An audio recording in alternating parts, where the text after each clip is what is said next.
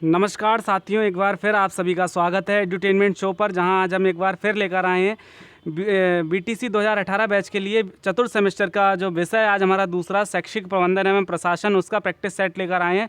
तो परीक्षा की तैयारी के लिए अति महत्वपूर्ण प्रैक्टिस सेट है। इस प्रैक्टिस सेट को लगाने के बाद आपको पता चल जाएगा कि प्रश्नों का स्तर क्या रहता है और डिफ़िकल्टी लेवल क्या रहता है, किस तरीके के प्रश्न पूछे जाते हैं और पेपर पैटर्न क्या रहता है। तो आप अगर इस प्रैक्टिस सेट को लगा लेंगे तो काफ़ी कुछ आपको अंदाज़ा लग जाएगा। तो वीडियो को शुरू से लेकर अंत तक पूरा देखिए। देखिए, हम सभी सब्जेक्टों के प्रैक्टिस सेट लेकर आएंगे। उसके बाद सभी सब्जेक्टों का कंटेंट, जैसे MCQs हो गए और short answer, very short answer, सब आपको उपलब्ध कराएंगे। बस हमारे चैनल पर बने रहिए और हमारे चैनल को अधिक से अधिक सब्सक्राइब कर लीजिए अगर आप हमारे चैनल पर नए हैं तो देखिए, आज का हमारा विषय है शैक्षिक प्रबंधन एवं प्रशासन और ये 4th सेमेस्टर का कोर सब्जेक्ट है। 50 नंबर का है, बहुत ज़्यादा इंपॉर्टेंट है। तो समय आप लोगों के पास बहुत ज़्यादा नहीं है, 1 महीने का समय है, काफ़ी होता है। तो उसमें अच्छे से तैयारी कीजिए, अच्छे से परीक्षा दीजिए और जो है फिर टेट की तैयारी करिए। तो आज की वीडियो हम शुरू करते हैं। देखिए, पहला जो ये हमारे चैनल का लोगो है। अगर आपने अभी तक चैनल सब्सक्राइब नहीं किया है तो चैनल को जल्द से जल्द सब्सक्राइब कर लें। एडुटेनमेंट शो नाम से चैनल है। देखिए, सबसे पहले इसमें क्या पूछे जाते हैं, वस्तुनिष्ठ प्रश्न पूछे जाते हैं। तो वस्तुनिष्ठ प्रश्न 50 नंबर वाले में 15 पूछे जाते हैं और 25 नंबर वाले पेपर में 5 पूछे जाते हैं। तो देखिए, आज इसके वस्तुनिष्ठ प्रश्नों को देखते हैं, किस तरीके के प्रश्न आते हैं। तो पहला प्रश्न है, कक्षा कक्ष एवं कक्षा कक्ष के बाहर किसी सार्थक क्रियाकलाप को संपन्न कराने के लिए आवश्यक है। आपके विकल्प हैं TLM बनाना, पेड़ पौधे लगाना, मैदान की स्वयं सफाई करना या योजना बनाना। तो देखिए, किसी भी काम को बेहतरी से अंजाम देने के लिए सबसे मेन चीज़ ज़रूरी है प्लानिंग। तो इसका विकल्प D जो है, योजना बनाना, सही है। अगला प्रश्न है, मानवीय प्रबंधन के घटक हैं कौन कौन? विद्यालय भवन, फर्नीचर, पुस्तकालय और अंतिम विकल्प है शिक्षक, बच्चे और समुदाय। देखिए, अगर मानवीय प्रबंधन की बात करें तो इसके जो हैं शिक्षक, बच्चे और समुदाय, ये तीनों चीज़ें जो हैं इसके घटक हैं। ठीक है, विद्यालय भवन, फर्नीचर और पुस्तकालय, ये तीनों जो है भौतिक संसाधन में आते हैं। ठीक, तो इसका विकल्प D सही है आपका। बढ़ते हैं अगले प्रश्न की तरफ। समस्या समाधान का प्रमुख अंग है कौन सा? शिक्षण प्रक्रिया, निर्णयन प्रक्रिया, अधिगम प्रक्रिया या अनुशासन प्रक्रिया। देखिए, अगर हम शिक्षा की बात करते हैं तो निश्चित रूप से अधिगम प्रक्रिया महत्वपूर्ण अंग होता, लेकिन यहाँ पर समस्या समाधान की बात हो रही है तो यहाँ पर सबसे जो महत्वपूर्ण अंग होता है आपका डिसीजन मेकिंग, मतलब निर्णयन प्रक्रिया। तो इसका विकल्प जो है आपका B सही होगा, निर्णयन प्रक्रिया। ठीक, उसके बाद अगला प्रश्न हमारा, विद्यालय में भवन, फर्नीचर, पेयजल एवं शौचालय आदि की व्यवस्था की जा सकती है किसके द्वारा? ग्राम शिक्षा समिति द्वारा, अभिभावक शिक्षक संघ द्वारा, समुदाय द्वारा या उपरोक्त तीनों के सहयोग से। तो देखिए, विद्यालय में जितने भी संसाधन जुटाए जाते हैं वो सभी के सहयोग से जुटाए जाते हैं, जिसमें तीनों लोग, जैसे कौन कौन? ग्राम शिक्षा समिति, शिक्षक अभिभावक संघ और जो आपकी सोसाइटी है, समाज है, उसके तीनों के सहयोग से विद्यालय का निर्माण, विद्यालय की जो व्यवस्थाएं हैं चलती हैं। तो इसका विकल्प D आपका सही है। अगला है, NCERT स्थित है चेन्नई में, लखनऊ में, नई दिल्ली में या कोलकाता में। देखिए, NCERT की फुल फॉर्म होती है national council of education research and training. ठीक है, तो इसका मुख्यालय है आपका नई दिल्ली में। इसी की तरीके की एक संस्थान राज्य स्तर पर होती है SCERT। SCERT का जो मुख्यालय है आपका वो कहाँ है? वो है आपका लखनऊ में। SCERT की फुल फॉर्म होती है स्टेट एजुकेशन रिसर्च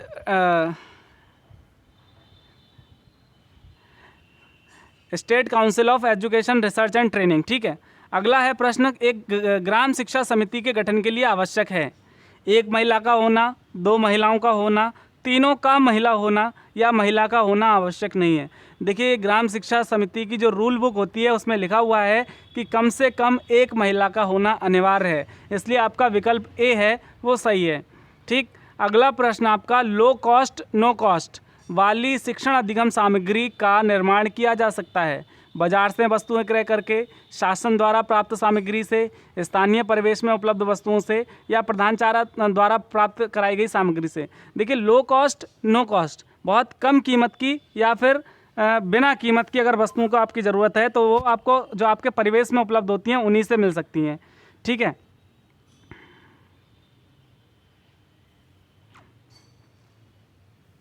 अगला प्रश्न है प्रश्न संख्या 8, प्राथमिक कक्षाओं के बच्चों को पाठ्य पुस्तक के निःशुल्क उपलब्ध कराई जाती हैं। तो देखिए भारत सरकार द्वारा, राज्य सरकार द्वारा, जिला बेसिक शिक्षा अधिकारी द्वारा या अभिभावक द्वारा। तो आप सभी को ज्ञात होगा कि जो राज्य स्तर के जितने भी बेसिक परिषद के स्कूल हैं उसमें राज्य सरकार द्वारा निःशुल्क पुस्तकें उपलब्ध कराई जाती हैं, इसलिए आपका विकल्प जो बी है वो सही है। प्रश्न संख्या 9, कक्षा 1 में कुल निर्धारित पाठ्य पुस्तक हैं। तो देखिए कक्षा 1 में कुल जो निर्धारित पाठ्य पुस्तकों की संख्या वो 1 है। कितनी? 1 है। उसके बाद आगे बढ़ते हैं। प्रदेश में संस्कृत विषय का पठन पाठन किस कक्षा से प्रारंभ किया गया है? कक्षा 1 से, कक्षा 3 से, कक्षा 5 से या कक्षा 6 से? तो जो संस्कृत विषय है वो कक्षा 3 से पाठ्यक्रम के अंदर उसको हिस्सा दिया गया है, तो ये कक्षा 3, इसका विकल्प बी सही होगा। अगला है समय सारिणी दर्शाती है बच्चों की अधिगम प्रक्रिया को, शिक्षक की शिक्षण प्रक्रिया को, प्रधान अध्यापक के नेतृत्व को या सभी क्रियाकलापों को। देखिए एक समय सारिणी, एक टाइम टेबल कह सकते हैं विद्यालय का क्या होता है, दर्पण होता है, और उससे विद्यालय का पूरा, अगर आपको पूरे विद्यालय का भ्रमण करना है तो आप उस विद्यालय की समय सारिणी को देख लीजिए। तो इसका जो विकल्प डी है, सभी क्रियाकलापों को, जिसमें आपके बच्चों का, अभिभावक का, शिक्षक का, प्रधान अध्यापक, सभी के विषय में अगर आपको जानकारी लेनी है तो समय सारिणी दर्शाती है। अगला है पाठ्य सहगामी क्रियाकलापों के संचालन का दायित्व सौंपना चाहिए। पाठ्य सहगामी क्रियाकलाप शिक्षकों को, बच्चों को, अभिभावक को या जिला विद्यालय निरीक्षक को। देखिए शिक्षक जो है विद्यालय में बच्चों के द्वारा डायरेक्ट संवाद करता है, तो जितने भी पाठ्य सहगामी क्रियाकलाप हैं उसकी जिम्मेदारी शिक्षक को सौंपी जानी चाहिए। विकल्प ए सही है। अगला प्रश्न है आपका, प्रत्येक जनपद में कार्यरत जिला समन्वयक अधीन होते हैं। किसके अधीन होते हैं? जिला विद्यालय निरीक्षक के, जिला बेसिक शिक्षा अधिकारी के, डाइट प्राचार्य के या जिला अधिकारी के। देखिए जो जिला समन्वयक होते हैं वो रिपोर्ट करते हैं जिला बेसिक शिक्षा अधिकारी को। ठीक है, तो इसका विकल्प है बी सही है। राज्य शैक्षिक अनुसंधान और प्रशिक्षण परिषद का मुख्यालय स्थित है, अभी मैंने आपको बताया SCRT, तो उसका जो SCERT, तो उसका जो आपका ये है वो कहाँ है? लखनऊ में स्थित है। मुख्यालय कहाँ स्थित है? लखनऊ में। ठीक। अगला प्रश्न है 15वां, जिला स्तर की सर्वोच्च अकादमिक संस्था है। डाइट, सीमेट, SCRT या BRC।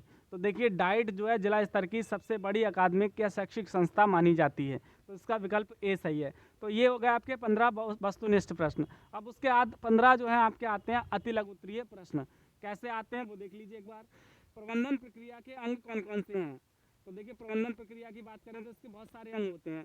नियोजन, संगठन, निर्देशन, मूल्यांकन, नियंत्रण, सामंजस्य इत्यादि, ये सब जो है प्रबंधन के अंग हैं।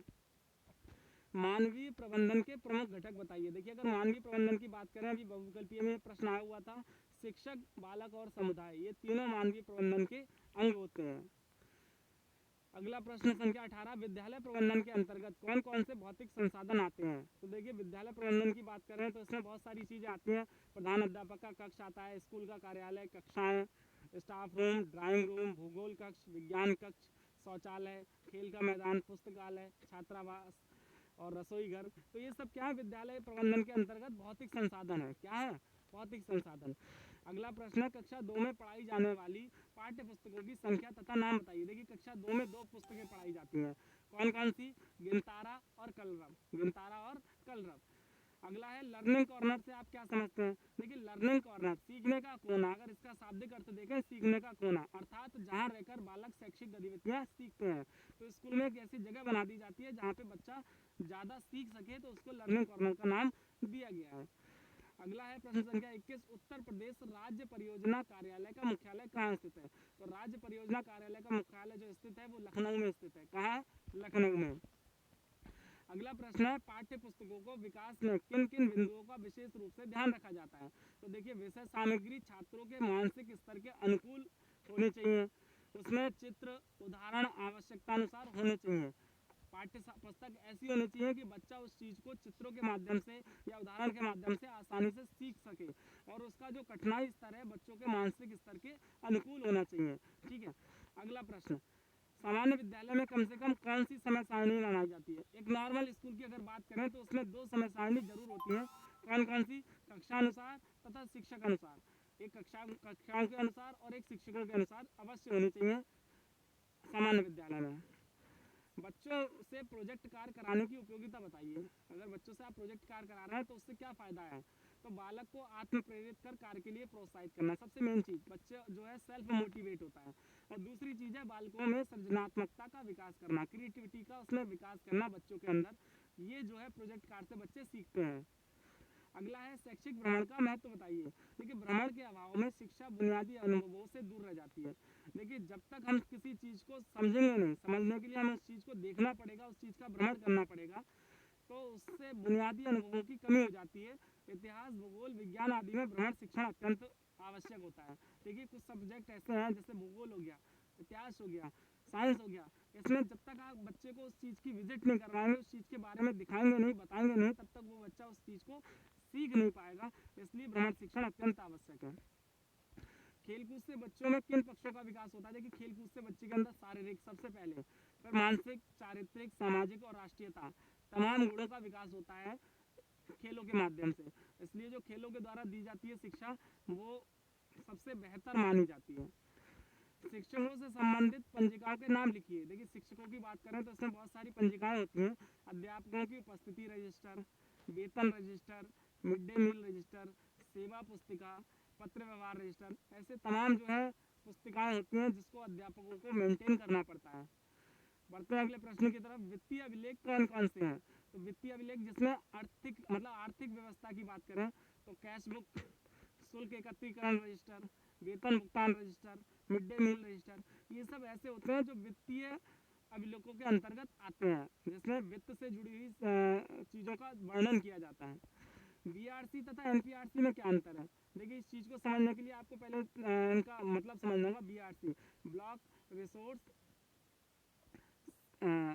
सेंटर और एनपीआरसी न्याय पंचायत रिसोर्स सेंटर। ठीक है, ब्लॉक संसाधन केंद्र, न्याय पंचायत संसाधन केंद्र। ठीक है, तो बीआरसी जो होता है वो ब्लॉक स्तर पर काम करता है, एनपीआरसी न्याय पंचायत स्तर पर शैक्षिक जो गतिविधियां होती हैं उनको संपन्न करते हैं, ये जिम्मेदारी होती है। ठीक है, सार्वभौमिकरण का अर्थ स्पष्ट कीजिए। देखिए सार्वभौमिकरण से तात्पर्य है 6 से 14 वर्ष तक के सभी बच्चों को निःशुल्क शिक्षा उपलब्ध कराना।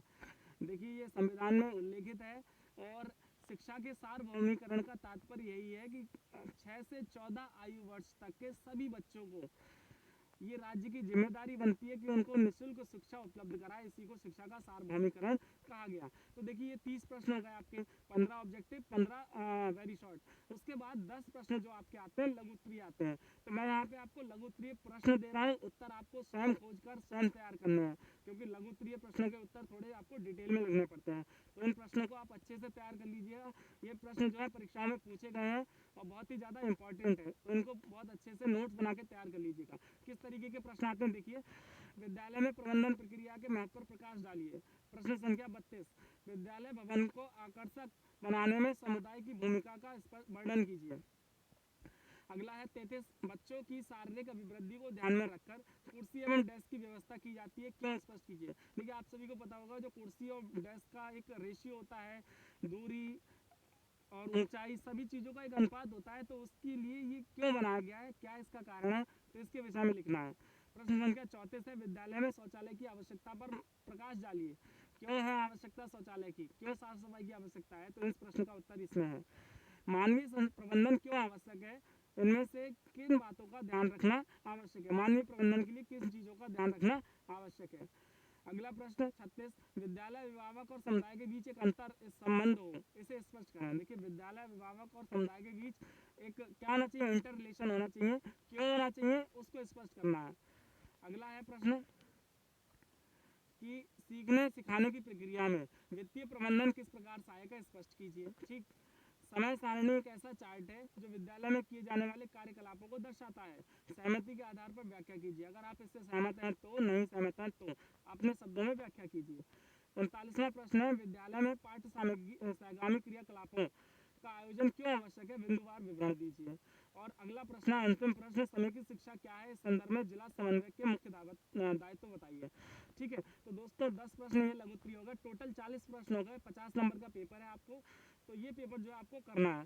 तो आशा करते हैं वीडियो आपको पसंद आएगी। अगर आपको हमारी वीडियो पसंद आए तो बताइएगा ज़रूर, कमेंट सेक्शन में हमें मैसेज करके ज़रूर बताइए। और अगर आपको और सब्जेक्ट के जो हैं प्रैक्टिस सेट चाहिए, और इस वीडियो को ज़्यादा से ज़्यादा लाइक कीजिए, ज़्यादा से ज़्यादा शेयर कीजिए और हमारे चैनल को ज़्यादा से ज़्यादा सब्सक्राइब कीजिए।